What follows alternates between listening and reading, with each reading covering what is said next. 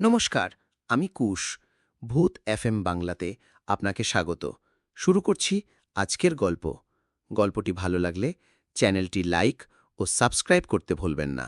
আজকের গল্প অভিশপ্ত আয়না। জায়গাটা ছিল পুরনো কলকাতার উত্তরাংশে, যেখানে এখনো সময় যেন একটু ধীরে চলে। সেখানেই একটি ধ্বংসপ্রাপ্ত ম্যানশন, ঠাকুরদার বাড়ি নামে পরিচিত, যা অনেক বছর ধরে পরিত্যক্ত হয়ে পড়ে আছে। এলাকার মানুষজন বলতো ওখানে নাকি রাতের বেলা আলো জ্বলে। কেউ কেউ আবার কান্নার শব্দ শুনেছে। রুদ্র ছিল এক কিশোর, বয়স 14 কি 15। পড়াশোনায় বেশ ভালো, তবে তার সবচেয়ে বড় আগ্রহ ছিল পুরনো জিনিস ঘাঁটা আর রহস্য খোঁজা। একদিন বন্ধুদের সঙ্গে খেলার সময় সে হঠাৎই ঢুকে পড়ে সেই পরিত্যক্ত বাড়িটায়। সবার বাধা উপেক্ষা করে সে বলেছিল, ভূত ফুত বলে কিচ্ছু নেই, দেখো না, আমি একবার ঢুকে দেখি কি আছে। বাড়িটার ভেতর ছিল অন্ধকার, ধুলোময় আর ছারপোকার রাজত্ব। পুরনো আসবাবপত্র আর ভাঙা দরজা জানালায় একটা গা ছমছমে পরিবেশ ছিল ঠিকই, কিন্তু রুদ্র ভয় পায়নি। হঠাৎই সে একটা ঘরের ভেতর একটা জিনিস দেখে থমকে দাঁড়াল। একটা বিশাল সোনালি কাঠের ফ্রেমে বাঁধানো, প্রায় মেঝে থেকে ছাদ পর্যন্ত লম্বা। আয়নাটার গায়ে ছিল অদ্ভুত এক ঝাপসা ভাব, যেন বহু বছর কেউ পরিষ্কার করেনি। রুদ্র ধীরে ধীরে এগিয়ে গিয়ে আয়নাটার সামনে দাঁড়াল। ঠিক তখনই একটা ঠান্ডা হাওয়া বইল ঘরের ভেতর দিয়ে। রুদ্র আয়নায় তাকাল এবং হঠাৎ সে যেন নিজেকেই দেখতে পেল, কিন্তু প্রতিচ্ছবিটা ঠিক তার মতো ছিল না। প্রতিচ্ছবির মুখে ছিল আতঙ্কের ছাপ, চোখে রক্ত, আর পেছনে দাঁড়িয়েছিল এক ছায়ামূর্তি। হঠাৎই সে দেখল আয়নায় তার প্রতিচ্ছবি মাটিতে পড়ে গেল, রক্তে ভেসে যাচ্ছে। সে চমকে উঠে পিছিয়ে গেল। কি আজব ব্যাপার, রুদ্র ফিসফিস করে বলল। তবে তার কৌতূহল আরও বেড়ে গেল। আয়নাটা সে বাড়ি নিয়ে এলো। তার মা বাবা খুব একটা খেয়ালও করলেন না, কারণ রুদ্র প্রায় কোথাও থেকে কিছু না কিছু কুড়িয়ে আনে। কিন্তু সেই রাত থেকে শুরু হল অদ্ভুত কিছু ঘটনা। সেই রাতে রুদ্র বিছানায় শুয়েছিল, কিন্তু ঘুম আসছিল না। আয়নাটিকে সে তার পড়ার ঘরে রেখে দিয়েছিল, জানালার কাছে একটা পুরনো চাদর দিয়ে ঢাকা। কিন্তু কে জানে কেন ঘুমোতে যাওয়ার পর থেকে সে বারবার মনে মনে আয়নার কথা ভাবছিল। হঠাৎ একটা শব্দে তার ঘুম ভেঙে গেল। ঘড়ির কাঁটা রাত 2টো দেখাচ্ছে। বাইরের দিক থেকে যেন ধাতব কিছু ঠকঠক আওয়াজ পাওয়া যাচ্ছে। সে উঠে বসল। ঠক ঠক ঠক শব্দটা যেন আসছে তারই পড়ার ঘর থেকে। রুদ্র ধীরে ধীরে দরজা খুলে দেখল, ঘরের জানালা খোলা, বাতাসে পর্দা উঠছে, চাঁদের আলো পড়ে আছে ঘরের মধ্যে। কিন্তু সবচেয়ে আশ্চর্যের বিষয় ছিল আয়নাটার উপর রাখা চাদরটা পড়ে গেছে, আর আয়নার গায়ে হালকা একটা কুয়াশার মতো জমে আছে, যেন কেউ ভিতর থেকে নিঃশ্বাস ফেলছে। সে আরও অবাক হয়ে দেখল আয়নায় তার প্রতিচ্ছবি নেই। হ্যাঁ, আয়নার সামনে দাঁড়িয়ে থাকলেও আয়নাতে সে নিজেকে দেখতে পাচ্ছে না। এটা কি সম্ভব? রুদ্র জোরে বলল, কিন্তু মনে মনে আতঙ্কিত হয়ে পড়ল। ঠিক তখনই আয়নার মাঝে একটা দৃশ্য ফুটে উঠল। এটা একটা বাস স্ট্যান্ড। সেই স্ট্যান্ডে দাঁড়িয়ে আছে রুদ্র নিজে। একটা বাস আসছে, আর ঠিক বাসটা থামার সময় এক উল্টো দিক থেকে আসা ট্রাকটা বেসামার বয়ে তার উপর উঠে গেল। রুদ্র হাঁ করে তাকিয়ে থাকল। আমি মরব। তার কণ্ঠ রুদ্ধ হয়ে এলো। ধীরে ধীরে সে পিছিয়ে এল আয়নার সামনে থেকে, কিন্তু যতবার সে চোখ ফেরাতে চাইছে, আয়নার ভিতর থেকে তার প্রতিচ্ছবি তাকিয়ে রয়েছে ঠিক তার দিকে, চোখে এক অদ্ভুত ঘৃণা, যেন সে রুদ্রকে দোষ দিচ্ছে। সেই রাতটা আর ঘুম হল না তার। পরদিন সকালে রুদ্র সব ঘটনা তার সবচেয়ে কাছের বন্ধু রাহুলকে জানাল। রাহুল প্রথমে হেসে উড়িয়ে দিল, কিন্তু রুদ্র যখন একদম আতঙ্কিত চোখে সব বলল, তখন সে একটু সিরিয়াস হল। দোস্ত, আয়নাটা একবার আমিও দেখতে চাই। আজ বিকেলই তোর বাড়ি আসছি, বলল রাহুল। রাহুল বিকেলে এলো, আয়নার সামনে দাঁড়াল। আয়না তো আয়নাই, নিজের মুখই তো দেখছি, আর কিছু না, বলে সে হাসল। কিন্তু হঠাৎ সে থমকে গেল। তার মুখ থেকে হাসি উবে গেল, চোখ বড় বড় করে তাকিয়ে রইল। কি দেখলি? রুদ্র জিজ্ঞেস করল। রাহুল কাঁপা গলায় বলল, আমি নিজের মুখ দেখছি ঠিকই, কিন্তু আমার চোখের পেছনে একজোড়া হাত আমার গলা চেপে ধরছে। সে পিছিয়ে গেল, আর সাথে সাথে আয়নাটা কেঁপে উঠল, যেন তার ভেতর কেউ নড়ে উঠল। রুদ্র আর রাহুল দুজনেই ভয় পেয়ে দৌড়ে বেরিয়ে গেল ঘর থেকে। এবার রুদ্র বুঝল, এটা শুধু কোনো সাধারণ আয়না নয়, এ যেন এক অভিশপ্ত জানালা, ভবিষ্যতের নয়, বরং মৃত্যুর। রাত্রিবেলা আর ঘুম আসে না রুদ্রের। দিনের বেলায় যদিও রাহুল নিজেকে সামলে নিয়েছে, তবু সে এখন আর রুদ্রের বাড়িতে একা আসে না।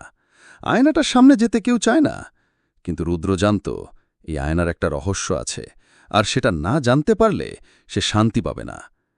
তাই সে একদিন সিদ্ধান্ত নিল, যাবে শহরের ওল্ড রেকর্ডস লাইব্রেরিতে, যেখানে পুরনো জমির নথি, নিলামের তালিকা, স্থানীয় ইতিহাস সংরক্ষিত রয়েছে। তার উদ্দেশ্য আয়নাটির উৎস জানার চেষ্টা করা। লাইব্রেরির এক কোণে ধুলো জমা পুরনো রেজিস্টার আর ফাইলের মধ্যে সে খুঁজতে লাগল।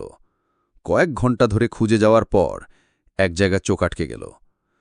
১৯০২ সালের মার্চ মাসে ঠাকুরদার বাড়ির নিলাম সম্পন্ন হয়।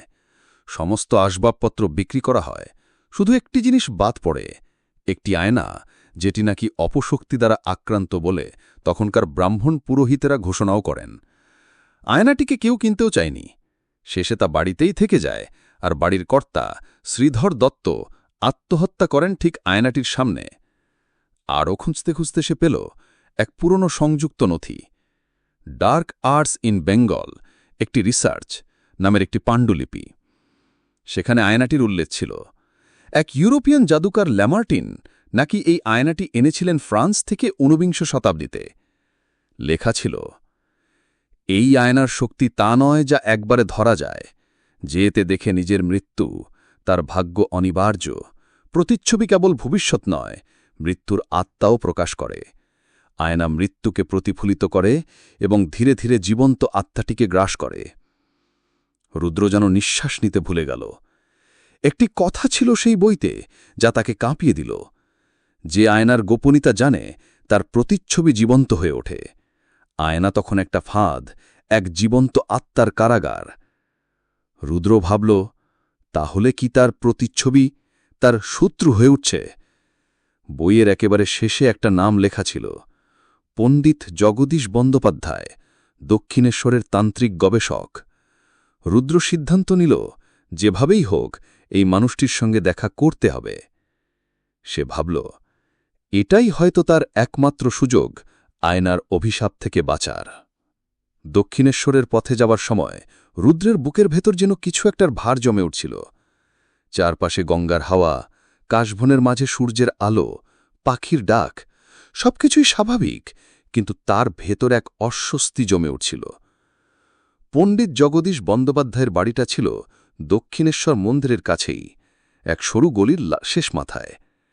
ভেতর ঢুকতেই ধূপের গন্ধ, খড়কুটো জ্বলার শব্দ, আর ঘর জুড়ে ছিল নানা তাবিজ, রুদ্রাক্ষ, শালগ্রাম, ধ্বংসপ্রায় পালিপুথির স্তূপ।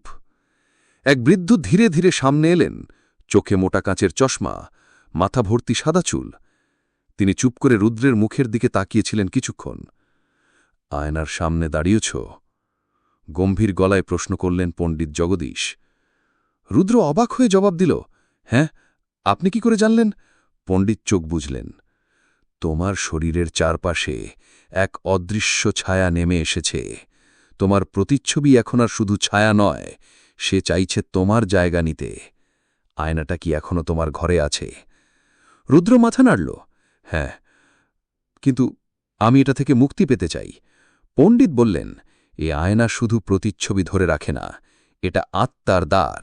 যে এতে তাকায় সে ধীরে ধীরে আত্মাকে হারিয়ে ফেলে, আর আয়নার ছায়া, অর্থাৎ তার মৃত্যু প্রতিচ্ছবি, দেহকে দখল করে নেয়। আর একবার প্রতিচ্ছবি জীবন্ত হয়ে উঠলে আসল সত্তা আয়নায় বন্দী হয়ে যায়, চিরতরে। রুদ্র কেঁপে উঠল, তাহলে এখন আমার কি করা উচিত? পণ্ডিত একটি তামার তালা দেওয়া পুরনো বই খুলে দেখালেন। তাতে লেখা ছিল আয়না বন্ধের পদ্ধতি, কিন্তু তাতে শর্ত ছিল, এইরকম আয়নাকে ধ্বংস করা যায় না সাধারণ উপায়ে। 3টি জিনিস প্রয়োজন। 1. প্রথম আলোর চিত্র, অর্থাৎ সূর্যোদয়ের প্রথম আলোয় আয়নার প্রতিফলন আনতে হবে। 2. রক্তের বলি। আয়নাটির আত্মা জাগ্রত হলে তাকে প্রতিরোধ করার জন্য এক জীবন্ত সত্তার রক্ত দরকার। ৩. তান্ত্রিক মন্ত্রোচ্চারণ, যে নির্দিষ্ট মন্ত্র আয়নার ছায়াকে তার মূল জগতে ফেরত পাঠাতে পারে। এই ৩টে না মিললে আয়নার প্রতিশোধ বন্ধ করা যাবে না। পণ্ডিত বললেন, আয়না যতক্ষণ আলো পাবে ততক্ষণ এর ছলনা দিতে পারবে না। রক্ত দরকার তার তৃষ্ণা মেটানোর জন্য, আর মন্ত্র তাকে গতিরোধ করার জন্য। রুদ্র প্রশ্ন করল, রক্ত বলি মানে কি কারো জীবন নিতে হবে? পণ্ডিত দীর্ঘশ্বাস ফেললেন, না, শুধু রক্ত, প্রাণ নয়। তবে ভুল করলে সে রক্তই মৃত্যুকে আহ্বান করবে। পণ্ডিত আরও বললেন, তুমি এখন যা দেখছ তা অর্ধেক। শীঘ্রই আয়নার প্রতিচ্ছবি তোমার আচরণ, কথা, চিন্তা সব নকল করে ফেলবে। তারপর একদিন আয়নার বাইরে এসে তোমাকে গিলে ফেলবে। রুদ্র ভেতর থেকে যেন বরফে ঢেকে গেল। পণ্ডিত শেষমেশ তাকে একটা তাবিজ দিলেন। এই তাবিজ আয়নার সামনে রাখবে। ওর শক্তি কিছুটা কমবে, তবে সময় দ্রুত ফুরিয়ে আসছে, তাড়াতাড়ি সিদ্ধান্ত নিতে হবে। রুদ্র বাড়ির পথ ধরল। তার মনে তখন একটাই চিন্তা, সময় শেষ হওয়ার আগেই আয়নাকে থামাতে হবে। রুদ্র বাড়িতে ফিরে এলো পণ্ডিতের দেওয়া তাবিজ আর বই হাতে। তার মাথায় এখন একটাই ভাবনা, সময় কম। আয়নার প্রতিচ্ছবি যদি বাস্তবে রূপ নেয়, তাহলে সে কেবল রুদ্র নয়, তার পরিবারের জন্যেও ভয়ঙ্কর হয়ে উঠবে। রাত তখন 1টা। বাড়ির সবাই ঘুমিয়ে গেছে, শুধু রুদ্র জেগে। আয়নাটা পড়ার ঘরের কোণে রাখা, পড়ে থাকা ধুলোর আস্তরণ যেন আরও গা ছমছমে করে তুলছে তাকে। রুদ্র তাবিজটা আয়নার সামনে রেখে পণ্ডিতের মন্ত্রটি বারবার পড়ে। হঠাৎ সে দেখতে পেল আয়নার কুয়াশার ভেতর থেকে তার নিজের মুখ বেরিয়ে আসছে, কিন্তু সেই মুখের চোখ দুটো ছিল পুরো কালো। তুমি তো জানো আমি কে? আয়নার প্রতিচ্ছবি ফিসফিস করে বলল।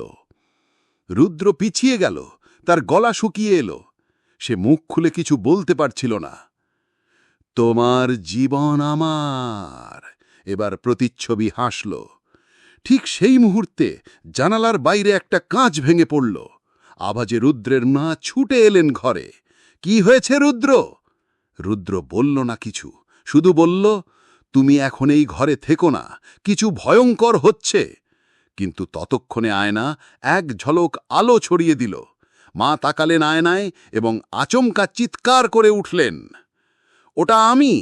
কিন্তু মায়ের মুখে আতঙ্ক জমে গেল। আয়নায় দেখা গেল তার মা নিচে পড়ে আছেন, রক্তে ভেসে যাচ্ছে মেঝে। রুদ্র দৌড়ে এসে তার মাকে আয়নার সামনে থেকে সরালো। তুই একা পারবি না। হঠাৎ রাহুল হাজির হলো দরজায়, হাঁপাতে হাঁপাতে বলল, আমি জানতাম আজ কিছু একটা হবে, তোকে একা ছেড়ে যাইনি। রুদ্র বলল, আমাদের একসাথে কাজ করতে হবে। তারা দুজন মিলে আয়নাটির সামনে পণ্ডিতের বই খুলে মন্ত্রোচ্চারণ শুরু করল। বাইরে থেকে ঠান্ডা বাতাস বইতে লাগল। ঘরের আলো নিভে গেল। আয়নার মধ্যে প্রতিচ্ছবিরা একে একে বের হতে লাগল। রুদ্র, রাহুল, মা, 3 জনেরই বিকৃত মৃত চেহারা। ঘরের মধ্যে যেন ভূমিকম্প শুরু হলো। তাড়াতাড়ি সূর্যোদয়ের আলো আনতে হবে। রুদ্র জানালার পর্দা টেনে খুলল। ঠিক সেই মুহূর্তে পূর্ব দিকে সূর্যের প্রথম আলো দেখা গেল।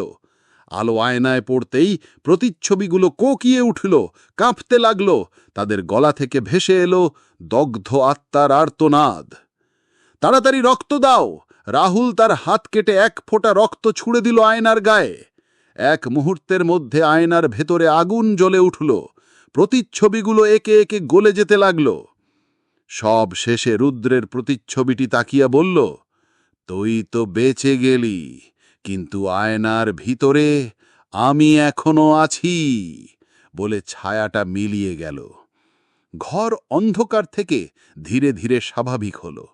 আয়নার গায়ে কোনো কুয়াশা নেই, আলো নেই, শুধু রুদ্রের নিজের প্রতিচ্ছবি, ক্লান্ত ও ভীত। সব কিছু স্বাভাবিক মনে হলেও রুদ্র জানত ঘটনার এখানেই শেষ নয়।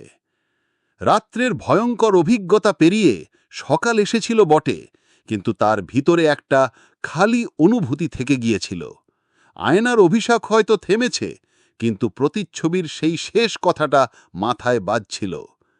তুই তো বেঁচে গেলি, কিন্তু আয়নার ভেতরে আমি এখনো আছি।